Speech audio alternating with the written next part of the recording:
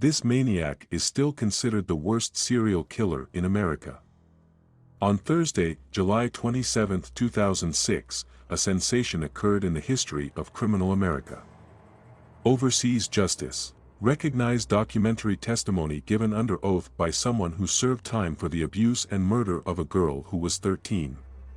Recognized and thereby confirmed that Brown is in fact the most effective maniac in the annals of modern American life. 49 victims were on the account of the guy who surpassed the previous criminal record holders: Gary Ridgway, 48 murders, John Wayne Gacy, 33 murders, and Juan Corona, 25 murders. Today I will tell you about the bloody adventures that this maniac committed, who officially demanded to be recognized as the coolest American killer. Until recently, the story of Robert Brown seemed well known to the Western layman. There was nothing mysterious in this story for the layman. Robert was in a well-guarded prison in Cannon, Colorado, for the first and last murder in his life, committed in 1991, and that's it. Then, in 1991, this guy, who was traveling by car in America, broke into the Church family's house in the town of Black Forest, Colorado. A maniac who initially wanted to get hold of some junk and, with money, I suddenly found 13-year-old Heather Dawn Church here, nursing her 7-month-old brother in the absence of her father and mother. And immediately changed plans. Forcing the girl to get into his car at the threat of a knife, Brown took the victim to the rural wilderness. Forced to act, and strangled him with a leather cord, on which he usually carried an army amulet. After that, he divided the so-called parachutist with a knife and scattered the remains around the neighborhood. Alas, the bastard was not arrested in hot pursuit. Police officers who arrived at the church at the signal of inconsolable parents who found only a crying baby at home, they were only able to remove the fingerprints of the unknown person, left by him on the windows and on the door of the house at the time of entry. Only 2 years later, fragments of the missing girl were accidentally found. Hey, I'm not going to beat around the bush. You have to subscribe to the channel and like it so you don't miss new videos. And it was only in 1995 that the maniac Brown himself came into the field of view of detectives. The driver of the car, declared wanted, during a routine police search on the roads of the state's dactyloscopyrovally. And soon they found out that the fingerprints of the hijacker one by one matched the fingers left by an unknown person 4 years ago in the house of the Church family. Well, Robert Brown, namely, he was the kidnapper of an old farmer's Ford, did not deny it. The man who confessed to the murder of the girl quickly received a life sentence, which he immediately began serving in a high-security prison. That, in fact, is all that the overseas fan of the detective genre knew about this monster so far. He didn't know, perhaps, only the most interesting things. And the interesting thing was this: literally until the end of July 2006, a secret investigation was conducted in the Brown case. A follow-up investigation confirmed that the maniac was a multiple murderer, a kind of record-breaking serial killer, which for the first time formed the life of a person, back in 1970 in South Korea. Further investigation, some circumstances of which can be considered sensational.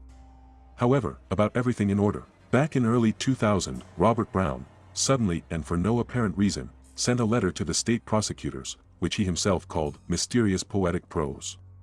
In the message, the maniac, parodying the style of Nostradamus, reported, "Your number is 1, but the knowledgeable will count 49. 17 wholly innocent girls are buried nearby, but the worst will have to be looked for. Get on the white Trans-America Railway Express." At the end of his journey, the circle of investigation will close like a snake, biting her tail. It cannot be said that Brown's poetic revelations greatly excited anyone. After learning about the mysterious and poetic prose from former colleagues, only 79-year-old former FBI and CIA agent Charlie Hess showed interest in it, who immediately started correspondence with Nostradamus. Apparently, the narcissistic Brown liked the attention of the old detective, who became famous in the United States for solving many mysterious murders. And up until 2006, he told Hess about all the new unsolved murders. But only when Brown applied to one of the messages, he personally drew a map on which he showed all the places of the former graves of former victims. The attention to the confessions of the killer was also shown by acting, and not by age, decommissioned, like Hess, detectives. Is it a joke? On the map of death, the killer drew in red 49 crooked crosses. 1 in Washington, 2 in Oklahoma, California and New Mexico, 3 in Mississippi, 9 in Colorado, 7 in Texas, 5 in Arkansas and as many as 17, yes, remember about the 17 innocent girls, in Brown's native state of Louisiana.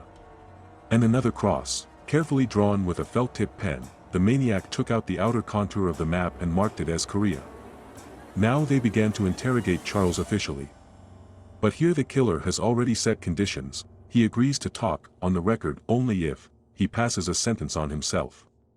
And no executions. Well, given the importance of Brown's confession, the investigation, as it happens in the United States, compromised with the criminal. Looking ahead a little, I note, although the trial in the Brown case was long, although the investigation still had to verify the circumstances of the murder committed by Brown in Korea 36 years ago, the fate of the bloody Nostradamus was already predetermined. Judge for yourself whether the relatives of the victims of the monster should laugh or cry, since he himself, and according to his own words, is now facing not 1, but 2 life sentences. Moreover, with the right to appeal the verdict in 40 years, upon Brown's achievement, well, he's an optimist, 93 years old.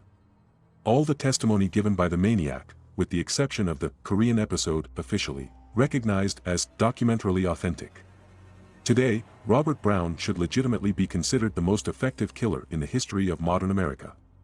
However, the motive of the crimes and their circumstances were considered by law enforcement officers to be hidden from the public. And here you are, right away the first curious circumstance of the monster's biography. Little Roby was born the 9th, youngest son in the family of his father, who held the post of sheriff in the city of Cazada, Louisiana.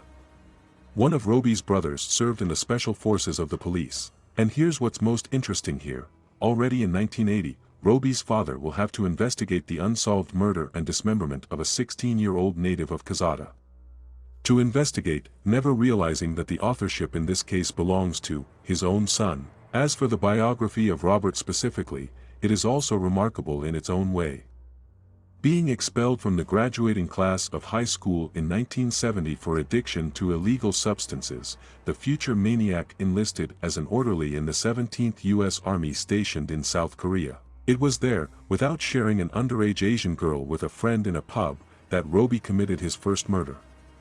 The incident that really thundered in Korea back in the 70s, in our time it was directed to further investigation. Well, then Robert, having never been under the hood of either the Korean police or the Army Internal Security Service, was demobilized without any problems and left for his homeland. I must say, Brown returned to Louisiana, having behind him not only the experience of the first murder, but also considerable knowledge of the anatomy of the human body. The future maniac loved the Korean days to train with surgeons, which, it is believed in the future, helped him later to butcher victims with the economical precision of a professional. As if, whatever it was, but in addition to the experience of first blood and specific medical knowledge, Maniac Brown brought from Korea and a predilection for girls. Addiction, to a certain extent, and determined the life path of this son of the sheriff and brother of the special forces. The laws of the state of Louisiana are liberal to marriages with minors. This circumstance was used by Robert, who married for the first time at the age of 27 in 1980.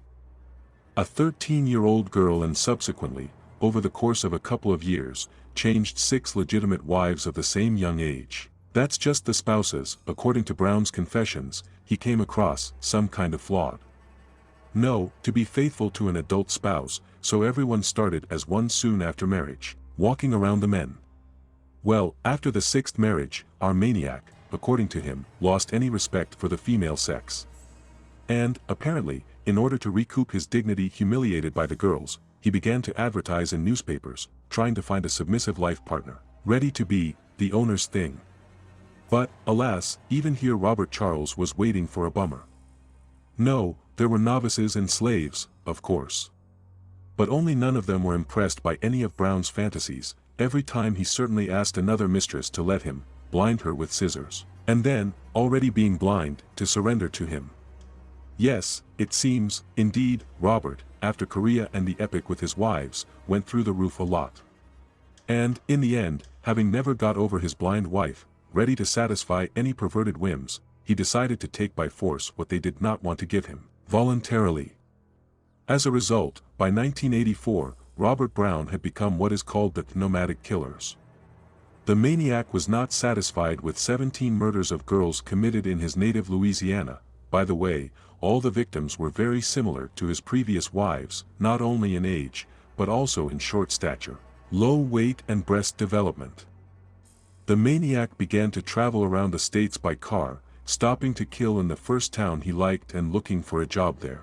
The style of the maniac, who told the investigators that the main thing for the killer is to be a creative person, was really distinguished by a killer variety. If in sexual intercourse Brown's criminal chip, as it was, and the abuse remained until his arrest, then in the case of the elimination of victims, the scumbag's fantasy knew no bounds. The maniac strangled the unfortunate, in most cases, girls who probably reminded him of unfaithful wives, with a leather cord. As for the specific crimes of the maniac, I will tell you only about a few, so that you can better grasp the vile, perverted essence of the current record holder. So, let's get started. Here is an episode with another young woman from Louisiana, Rocio Sperry. Brown, who worked then, in the early 90s, as a manufacturer of spare keys, made a duplicate by order of her 17-year-old husband Joseph. For him, and another one for myself. Having calculated when Joseph goes to work in the morning, the maniac freely entered the house of 16-year-old Rocio and, not embarrassed by the presence of the couple's 2-year-old daughter named Emmy, abused her mother. Not settling down on this, the fanatic dragged the victim to the bathroom, where he repeated his actions once again. After that, he deprived him of his life with a wrapper. Ignoring the desperately crying baby, the fanatic loaded the girl into the car and soon threw her into the neighborhood. In this episode, here's something else, perhaps, hardly, not the most remarkable. Until the last days, Joseph Sperry was under suspicion of the murder of his wife by detectives. Until the last days, the grown-up Emmy did not doubt her father's guilt either. And it was only the last confessions made by Brown that restored Mr. Sperry to his good name. Here is another episode for you, by the way, showing how dangerous it is to take some non-standard steps under the influence of a momentary impulse. In 1984, 19-year-old Melody Bush stayed with an elderly, a spouse at the Flatonia Motel, on the highway between San Antonio and Houston. After the couple had a quarrel late in the evening caused by the husband's lack of passion for his wife, Melody went down to the hotel bar, with a clear desire to find a more ardent gentleman. And, of course, there was one. It turned out to be the maniac Robert Brown, who stopped at the Flatonia to take a break between crimes. Well, passionate Melody's plan failed that night, and the monster's rest was cancelled. Being, as he will say later, unable to give up the fish, which itself floats on the net, Robert then invited the lady to his room. I ordered champagne, which was served to the lovers with the ill-fated ice pick. He put the already intoxicated victim to sleep with the ether he always had at hand. He took advantage of Mrs. Bush's immobilization, and then he stabbed the victim in the heart. Brown left the motel unhindered, and scattered Melody's remains on the highway. I must say, no one in America, starting with the former Special Services agent Hess and ending with the specialists who conducted the investigation of the Brown case, did not understand the reasons that prompted the monster to split. Himself, the record holder, who reported that not a single lady survived after communicating with him, if he took up the case, no one left, the maniac said, I just wanted to get the judge's official recognition of my status as Mr. America's coolest killer. If that really was the case, then Maniac Brown is just stupid. As an experienced jailer, he simply has to know that in different prisons in the USA, the right guys have taken the lives of many serial killers and rapists. Robert also made another mistake, pleasant for all normal people. Having bargained with the guardians of the law for the right to choose a sentence, having achieved, in fact, official recognition of his records, the guy somehow forgot to find out about the place of his future stay. Well, the servants of Themis in all countries of the world, if they simply fail to kill a criminal, are not inclined to forgive such omissions. They are not inclined and like to use them so that life does not seem like honey. A criminal who lived in a rather cozy cell, by prison standards, they were sent to the Colorado State Prison for the rest of their lives, which passes through the category of institutions of the highest degree of security. Well, what about the likes? After all, they must ensure the safety of even such a monster in a humane country. Safety, from those right guys who swore to put the bastard in his place. So they provide security for such a criminal in prison, which in America is called grave, a fortress. What is this prison? Judge for yourself.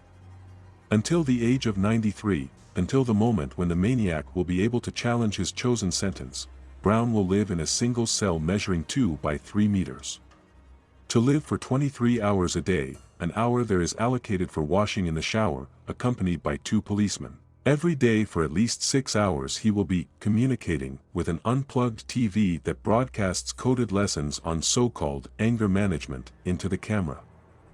In general, not life, but endless torment. Precisely because the Americans know where the maniac is being re-educated, they did not come out to demonstrate demanding the execution of the monster. Brown's future is terrible. However, it cannot be otherwise for a notorious killer who calls himself the coolest American killer.